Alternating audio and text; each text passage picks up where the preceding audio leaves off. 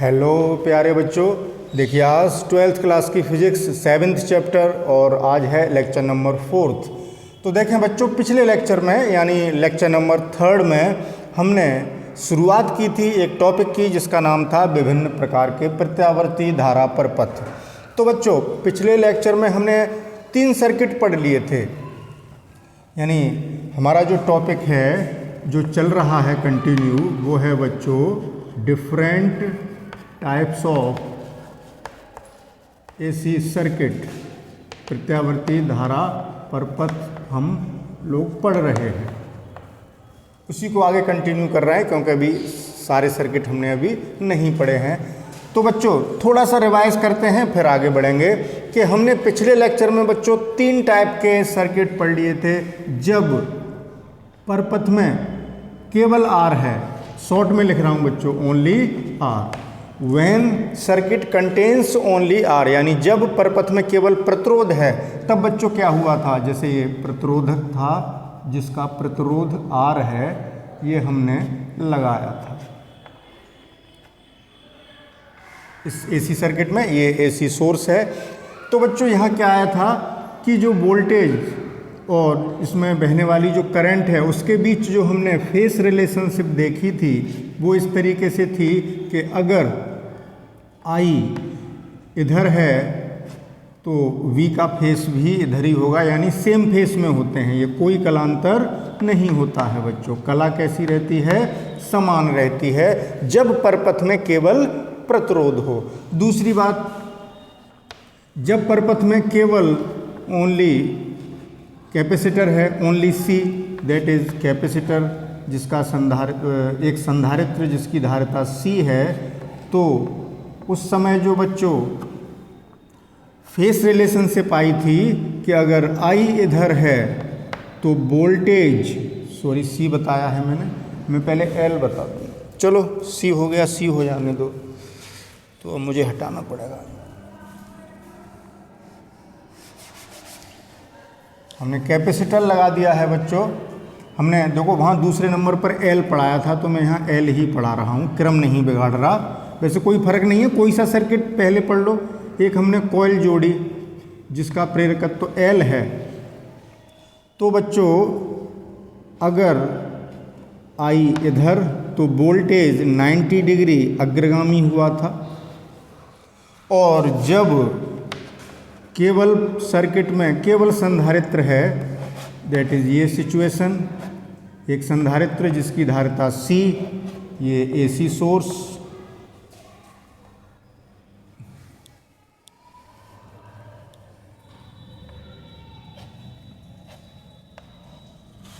तो बच्चों क्या हुआ था कि वोल्टेज करंट से पश्चगामी था।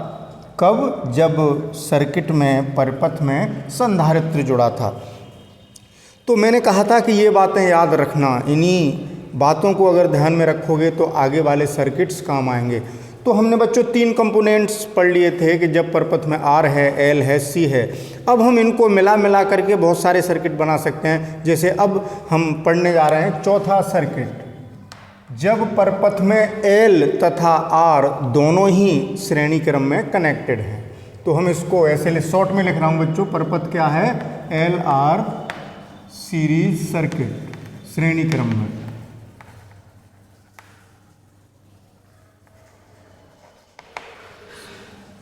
LR series AC circuit, AC तो है ही, प्रत्यावर्ती धारा परपथ ही पढ़ रहे हैं। तो अब हम क्या पढ़ने जा रहे हैं कि जब हमने एक कुंडली को और एक प्रतिरोधक को श्रेणी क्रम में जोड़ दिया है, तो बच्चों सिचुएशन कुछ इस तरीके से बनेगी। मैं यहाँ बनाता हूँ, जैसे ये एक कॉइल जिसका प्रेरकत्व L है, और ये एक प्रतिरोधक रेसिस्टर जिसका प्रतिरोध R है बच्चों, और ये हमने प्रत्यावर्ती धारा स्रोत जोड़ा जिसका वोल्टेज V बराबर कितना है, V0 साइन ओमेगा t। तो देखें इन्हीं बातों की मदद से हम इस सर्किट की एनालिसिस कर लेंगे, बहुत आसान तरीके से समझ जाएंगे। तो देखो बच्चों, जब इस प्रत्यावर्ती स्रोत से के वोल्टेज के कारण जैसे ही इस इन कंपोनेंट्स को कनेक्ट करेंगे इस सर्किट में, इसमें एक प्रत्यावर्ती धारा बहने लगेगी जिससे इनके सिरों पर विभवांतर उत्पन्न होगा। मान लो L के सिरों पर विभवांतर उत्पन्न हुआ VL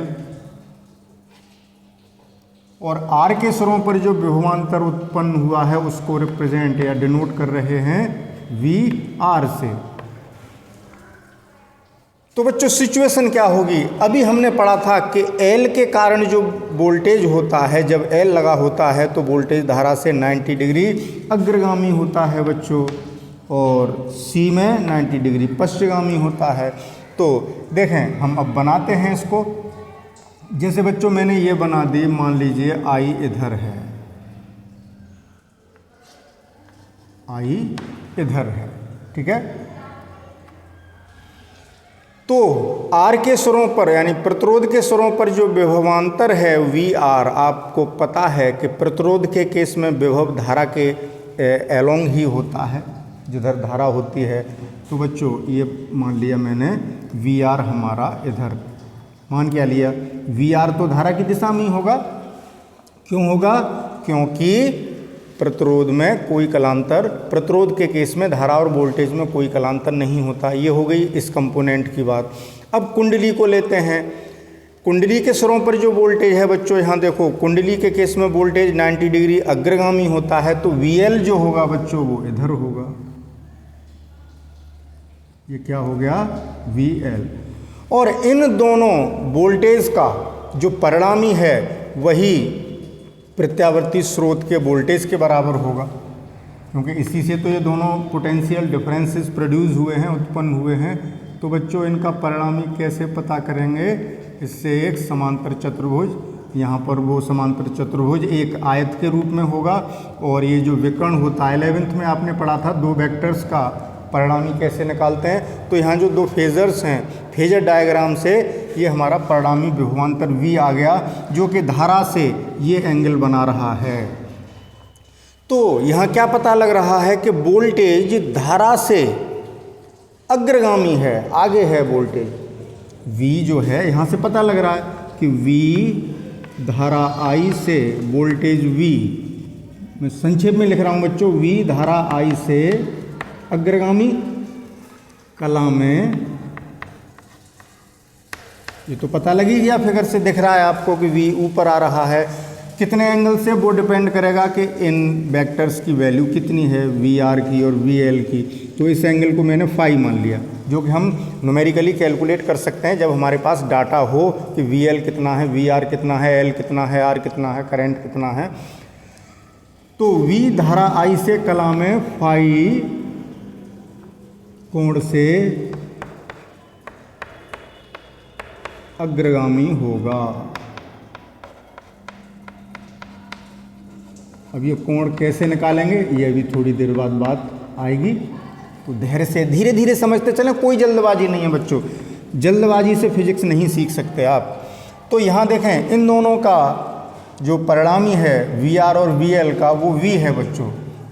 तो पाइथागोरस प्रमेय से क्या हो जाएगा, V square equals to VL square plus VR square. जब दो वेक्टर 90 डिग्री पर होते हैं तो मैग्नीट्यूड परिणामी वेक्टर का इस तरीके से निकलता है, आपको पता है, VL square plus VR square.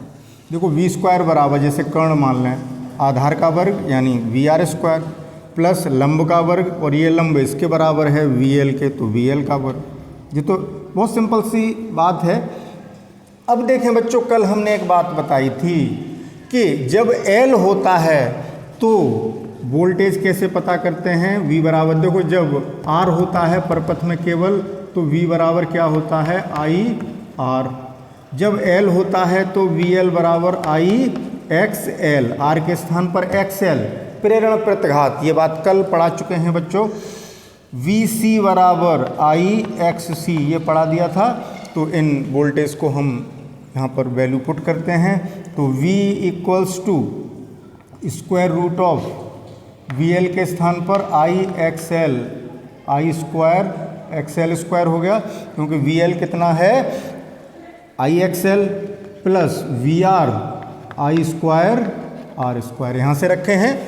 We are, मैंने यहाँ वी लिखा है, आर के अक्रॉस यहाँ एक था इसलिए अलग अलग रिप्रेजेंट करने की ज़रूरत नहीं थी। यहाँ अब एल और आर हैं तो कौन सा वोल्टेज एल के सुरों का है, कौन सा आर के सुरों का है, ये कैसे पता लगेगा, इसलिए हमने यहाँ पर ये सफिक्सेस लगा दिए हैं वी एल और वी आर।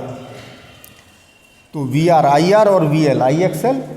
तो आई स्क्वायर कॉमन ले लिया, कॉमन लेके बाहर लिया तो आई रह गया बच्चों, तो वी बराबर आ गया I under root X L square plus R square. ठीक है। अब बच्चों थोड़ी सी मैं चेयर इधर कर लूँ। अब देखें आई को इधर ले आता हूँ तो v upon I equals to under root X L square plus R square. बच्चों ये देख लूँ मैं स्क्रीन में आ रहा है कि नहीं। चलो यहाँ तक दिखाई दे रहा है।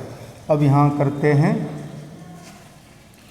तो देखें यहाँ से हम अगर देखें बच्चों यहाँ से तो v अपॉन आई बराबर क्या मिलता है ओम के नियम से, R यानी प्रतिरोध। v अपॉन आई क्या है, एक तरीके से बच्चों प्रतिरोध है। ये क्या है, प्रतिरोध।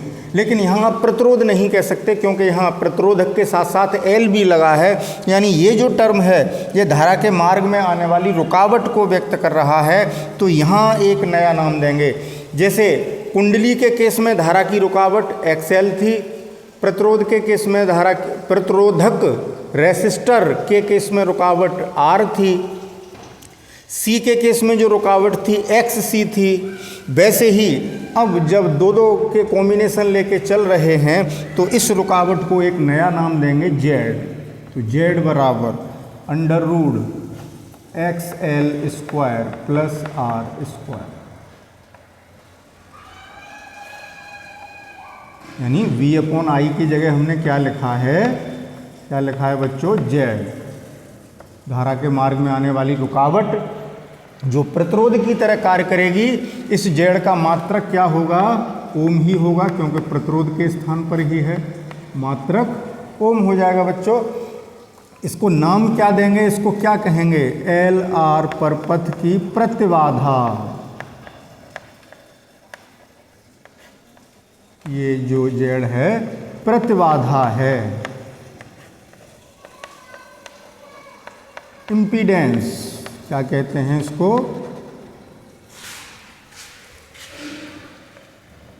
इम्पीडेंस। इसको प्रेरण प्रतिघात कहा, इसको धारितीय प्रतिघात कहा, इसको प्रतिबाधा कह रहे हैं। जेड से लिख रहे हैं तो वी बराबर आई जेड हो गया। जैसे यहाँ वी बराबर आई आर था, यहाँ वी बराबर आई जेड होगा बच्चों। तो पहले इसका स्क्रीनशॉट लें फिर आगे चलेंगे बच्चों। तो अब आगे चलते हैं। ये हमने इम्पीडेंस निकाल ली बच्चों, तो ये प्रतिबाधा है। तो जिस तरीके से V बराबर आई आर था उसी तरीके से V बराबर यहाँ आई जेड होगा इस सर्किट के लिए। ठीक है बच्चों। और ये जो जेड बराबर इतना आया है, इसको हम चूँकि XL बराबर L ओमेगा होता है, इसलिए इस इक्वेशन को हम ऐसे भी लिख सकते हैं कि जेड बराबर अंडर रूट XL के स्थान पर L ओमेगा, तो L square omega square plus R square. ये सर्किट की प्रतिबाधा यानी इम्पीडेंस आ गया। अब बच्चों बात करेंगे कि ये जो कलांतर था जो फाई कोण से अग्रगामी हुआ, उसकी वैल्यू कैसे कैलकुलेट करें। तो इस ट्रायंगल से देखें आप, यहाँ से आपको दिख रहा है, जैसे मैं यहाँ नाम दे दूँ कुछ, जैसे इसको दे दूँ, इस पॉइंट को O A B C, तो यहाँ से tan फाई इक्वल्स टू कितना आएगा बच्चों, देखें tan फाई लंब बटे आधार यानी AB बटे O A, तो बराबर O A B बच्चों इसके बराबर होगा OC के यानी VL के, VL अपॉन OA किसके बराबर है, VR के। अब अभी हमने यहाँ हटा दिया है, अभी लिखा था हमने VL बराबर क्या होता है, IXL। VL बराबर क्या लिखेंगे, IXL, तथा VR बराबर क्या लिखेंगे, IR। तो क्या मिल जाएगा बच्चों, tan फाई बराबर आई एक्सएल बटे आई आर, यानी आई से आई कैंसिल, एक्सएल बटे R, that is phi equals to tan inverse XL upon R. इससे पता लग जाएगा। तो एक्सएल कितना है, आर कितना है, इस बात पर डिपेंड करेगा फाई। बीएल कितना है, वीआर कितना है, इस बात पर डिपेंड करेगा फाई।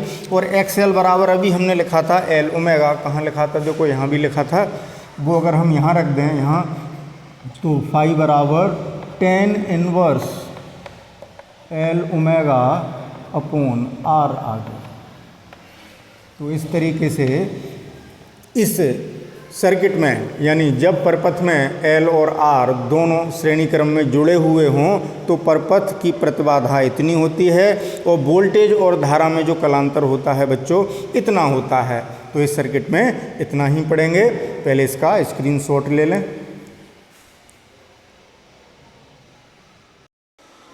तो बच्चों अब चलते हैं अगले सर्किट पर, यानी फिफ्थ सर्किट पर। अब हम बच्चों क्या जोड़ रहे हैं, एक प्रतिरोधक और एक capacitor, RC series AC circuit. यानी जब परपथ में आर व सी दोनों श्रेणी क्रम में जुड़े हैं बच्चों, दैट इज स्थिति क्या बनेगी, जैसे ये आर और ये रहा सी,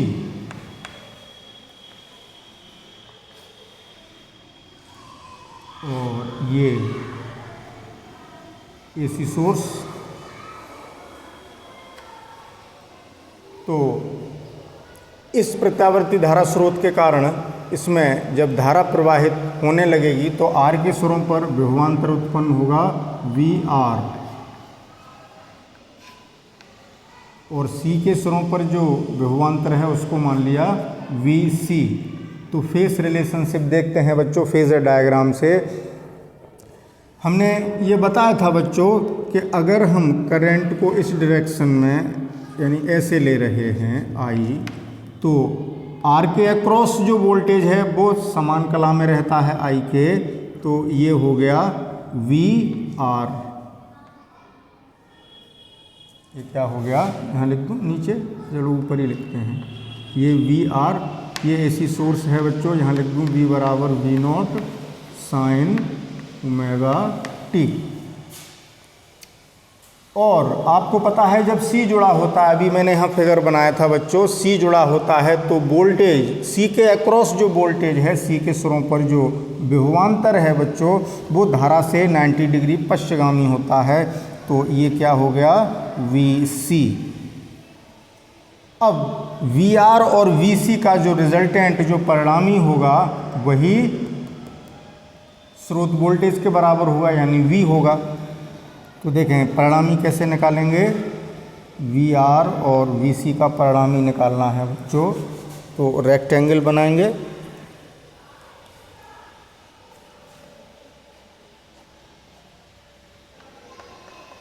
और इसके विकर्ण को यानी डायगोनल को मिला देंगे तो यही V हो जाएगा।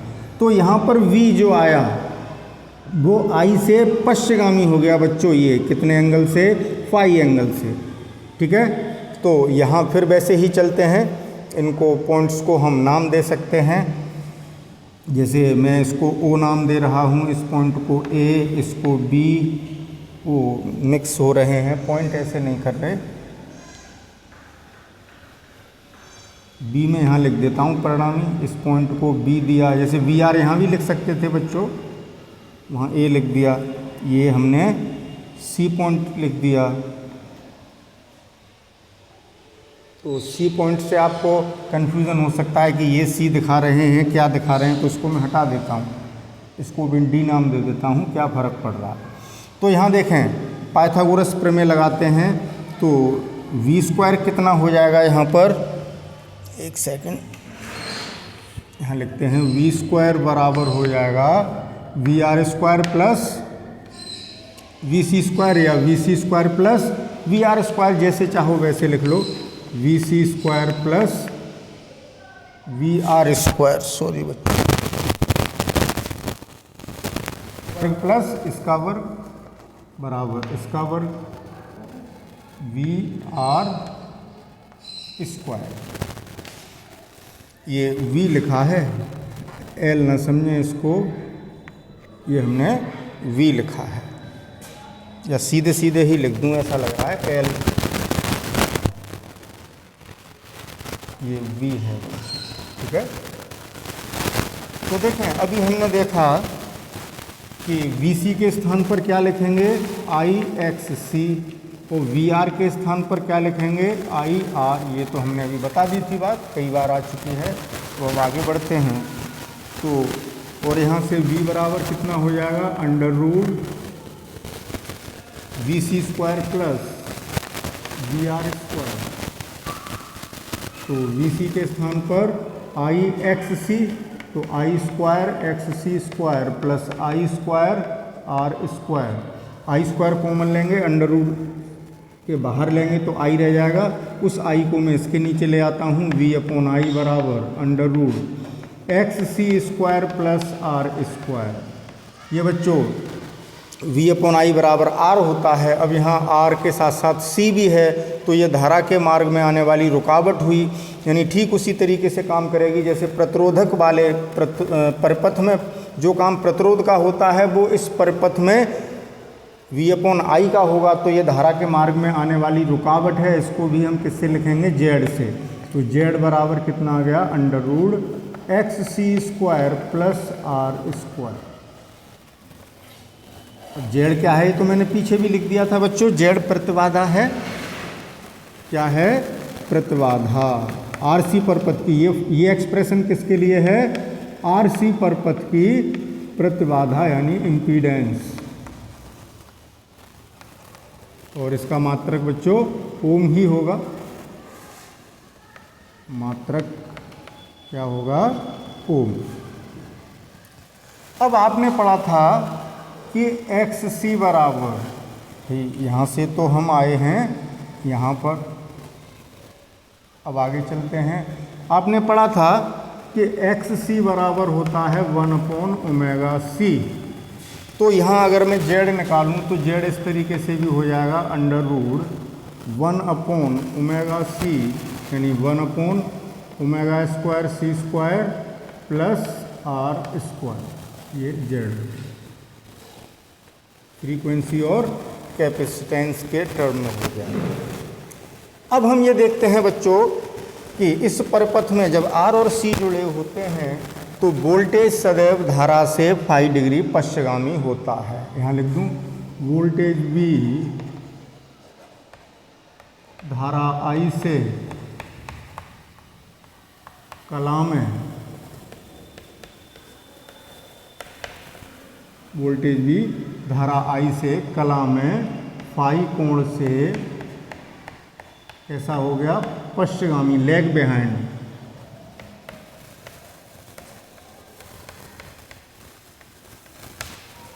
ठीक, यानी आप पूरी बात लिखेंगे कि आरसी कि जब परिपथ में प्रतिरोधक और संधारित्र जुड़े होते हैं तो वोल्टेज V धारा I से कला में फाई कोण से पश्चगामी होता है।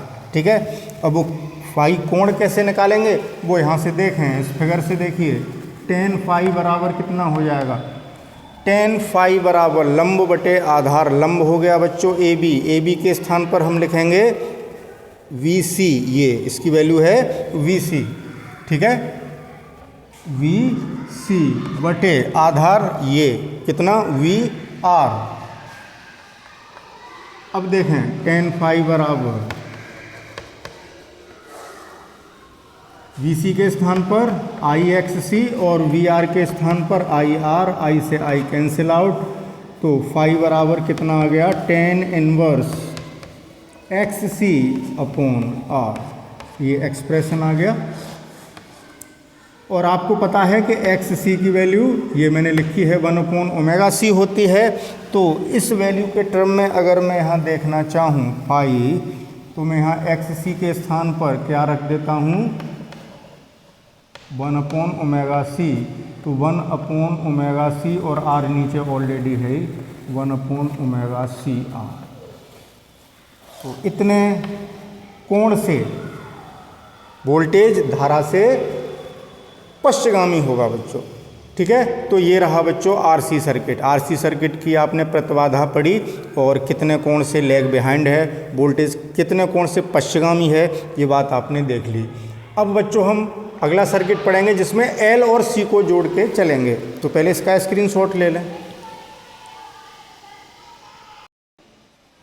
तो बच्चों अब चलते हैं सिक्स्थ सर्किट पर, जिसमें हम परपथ में एक कुंडली और संधारित्र जोड़ेंगे।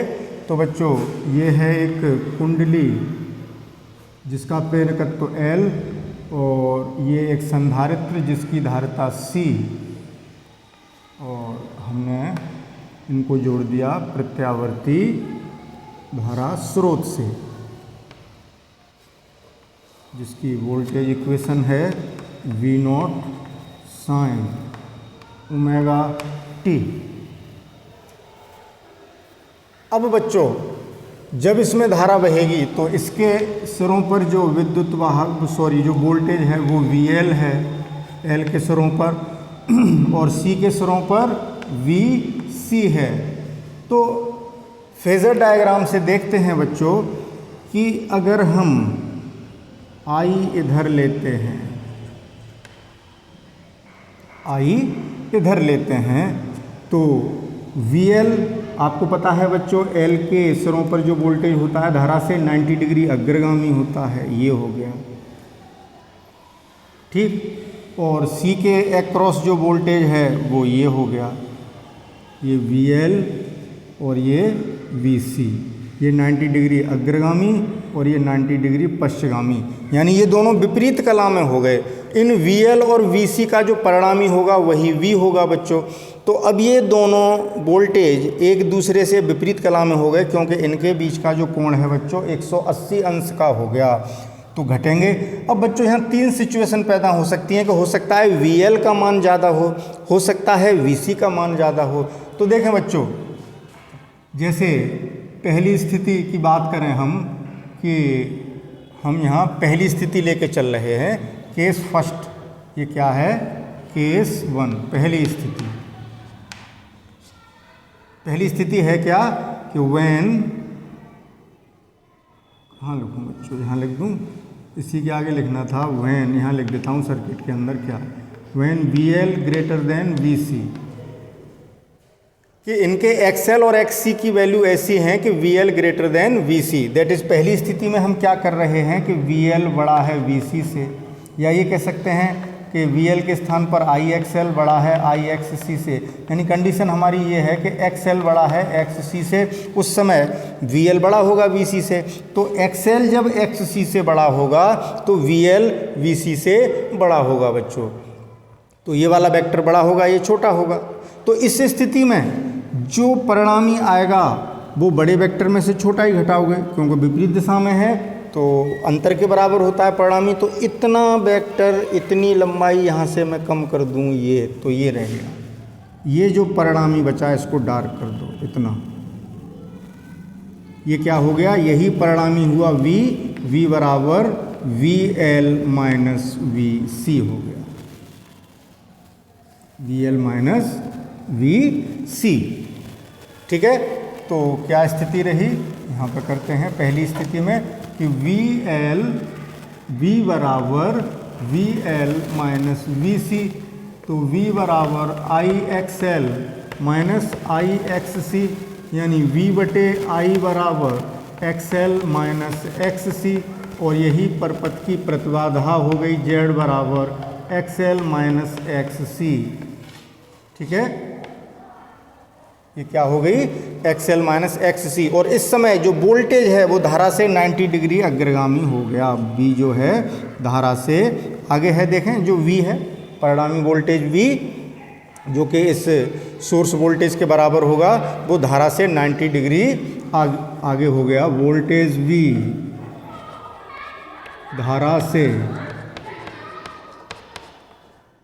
कला में, धारा I से कला में 90 डिग्री अग्रगामी, और Z तो प्रतिबाधा है, ये तो बता दिया। Z बच्चों पिछले सर्किट्स में भी आया था तो अग्रगामी हो गया। और कितना होगा? इतना। तो कला तो 90 डिग्री अग्रगामी हो गई वोल्टेज से, वोल्टेज की आई से, और प्रतिबाधा इतनी हो गई, जेड बराबर एक्सएल माइनस एक्स सी। या हम इसको लिखना चाहें तो ऐसे भी लिख सकते हैं, एक्सएल के स्थान पर एल ओमेगा माइनस 1/ओमेगा सी। अब केस सेकंड पे चलते हैं बच्चों। केस सेकंड में देखें, जब एक्स सी बड़ा हो एक्सएल से, अभी एक्सएल बड़ा था, एक्स सी बड़ा हो एक्सएल से, तो बच्चों वी सी बड़ा हो जाएगा वी एल से। ओके, आई एक्स सी बराबर आई एक्स सी, और यहाँ आई एक्सएल करेंगे। तो देखें यहाँ सिचुएशन क्या बनेगी, मैं यहाँ बना देता हूँ बच्चों सेकंड केस की सिचुएशन। देखें, धारा आई हमने ली ये, तो अब वी सी वेक्टर बड़ा है तो वी सी नीचे आएगा, ये नहीं नीचे तो आना ही है वी सी, लेकिन ये बड़ा होगा और वी एल होगा छोटा। तो अब जो परिणामी आएगा, परिणामी बच्चों बड़े वेक्टर में से छोटा ही तो घटता है, तो इतना वेक्टर हम इसमें से कम कर देंगे तो ये परिणामी वेक्टर आ गया दिस। यही क्या हुआ, ये वाला वेक्टर v बराबर V C minus V L, यहाँ आया था वी एल माइनस वी सी।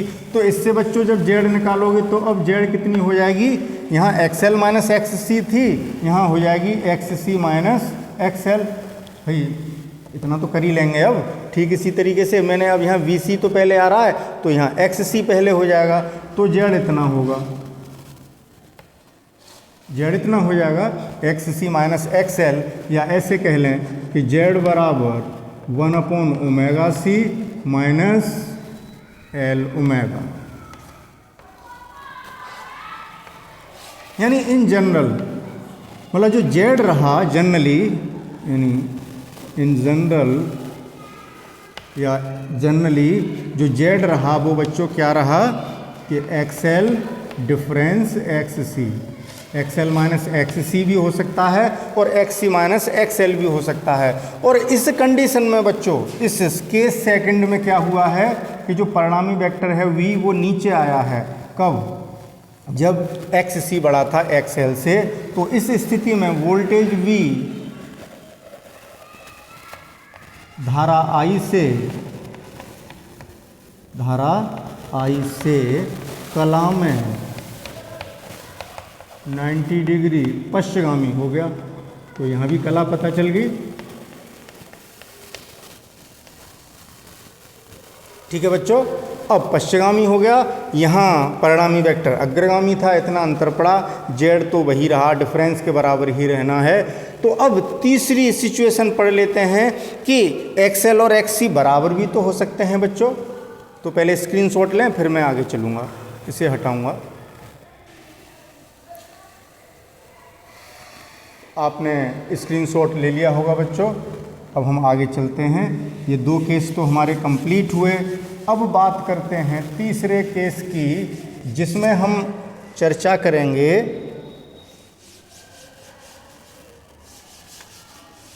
कि जब दोनों प्रतिघात, प्रेरण प्रतिघात और धारितीय प्रतिघात बराबर होते हैं। केस थर्ड, व्हेन जब एक्सएल और एक्ससी बराबर हैं बच्चों। तो देखें बच्चों, जेड बराबर कितना हो जाएगा उस समय, चाहे यहाँ से देख लो चाहे यहाँ से देख लो, एक्सएल और एक्ससी बराबर हैं तो जेड हो गया 0, यानी रुकावट 0 हो गई बच्चों। एक तरीके से उसकी जो प्रतिबाधा है वो 0 हो गई, यानी धारा के मार्ग की रुकावट 0 हो गई। तो धारा अचानक बहुत बड़े आयाम में बहने लगेगी, धारा का मान बहुत अधिक हो जाएगा अचानक। और इस स्थिति में जैसे आई बराबर क्या होगा बच्चों, V/Z, वो कितना हो जाएगा, अनंत, यानी बहुत अधिक धारा बहने लगी। तो इसको कहते हैं बच्चों रेजोनेंस की अवस्था, वैद्युत अनुनाद की अवस्था कहलाती है, अनुनाद की अवस्था। ये क्या है, जेड तो हो गया 0 यानी मिनिमम, और धारा हो गई मैक्सिमम यानी अनंत। तो इस स्थिति में जो कोणीय आवृत्ति होती है उसे अनुनादी आवृत्ति कहेंगे। तो यहाँ से देख के चलते हैं, कंडीशन हमने क्या लगाई थी बच्चों, एक्सएल बराबर एक्ससी। तो यहाँ से देखें, अब मैं यहाँ करता हूँ, एक्सएल के स्थान पर लिखोगे एल ओमेगा बराबर एक्स सी कितना होता है 1/ओमेगा सी, ओमेगा यहाँ ले आऊँ मल्टीप्लाई हो जाएगा, ओमेगा स्क्वायर बराबर 1/एल नीचे आ गया एल सी। तो ओमेगा बराबर आ गया बच्चों 1/√LC। ये वो आवृत्ति है कि इतनी आवृत्ति पर पहुंचते ही परपथ में महत्तम धारा बहने लगेगी। तो इस आवृत्ति को अनुनादी कोणीय आवृत्ति कहेंगे। तो इसलिए इसको मैं ओमेगा आर से भी लिख सकता हूँ, ओमेगा आर बराबर रेजोनेंस फ्रीक्वेंसी है 1/√LC। क्या है? अनुनादी। चौक दूसरा ले लें बच्चों।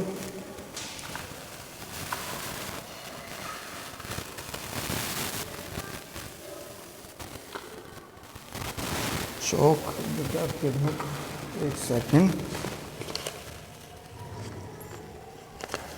एक सेकंड बच्चों। अनुनादी कोणीय आवृत्ति। अब बच्चों ओमेगा बराबर 2πf होता है। लीनियर फ्रीक्वेंसी में बदलना चाहें तो ओमेगा बराबर 2πf। तो मैं आप इसका शायद स्क्रीनशॉट ले चुके थे, अब मैं यहाँ हटा देता हूँ, इसके आगे चलते हैं, ये भी हटा देते हैं, ये आप लोग नोट कर चुके हैं, सब हटा देते हैं।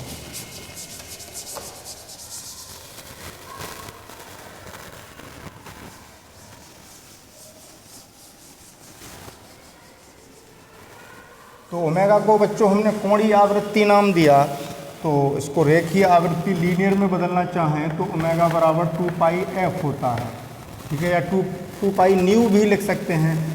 फ्रीक्वेंसी को न्यू भी लिख देते हैं बच्चों। आपने पता है कि n बराबर 1/t पढ़ते हैं, तो इसको n यहाँ पर हम इसलिए नहीं लिख रहे हैं क्योंकि बच्चों n से हमने अपवर्तनांक नोट किया है। न्यू से लिख लें या f से लिख लें फ्रीक्वेंसी, क्योंकि ओमेगा बराबर आपने 2π/t भी पढ़ा और t का व्युत्क्रम फ्रीक्वेंसी, ठीक है ना। तो ये कितना हो गया? 2π न्यू हो गया।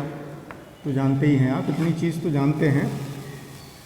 तो ओमेगा बराबर 2πf अगर हम यहाँ रखें और ओमेगा आर से लिखें तो f को भी हम fr कर लेंगे, जिससे पता रहेगा कि ये रेजोनेंट फ्रीक्वेंसी है। तो ओमेगा की जगह 2πfr, ये केवल सफिक्स में है, अगर आप नहीं भी लिखेंगे तो कोई प्रॉब्लम नहीं, बराबर 1/√LC। तो fr कितना आ गया बच्चों? 1/2π√LC आ गया, जहाँ fr क्या है बच्चों? Resonant frequency.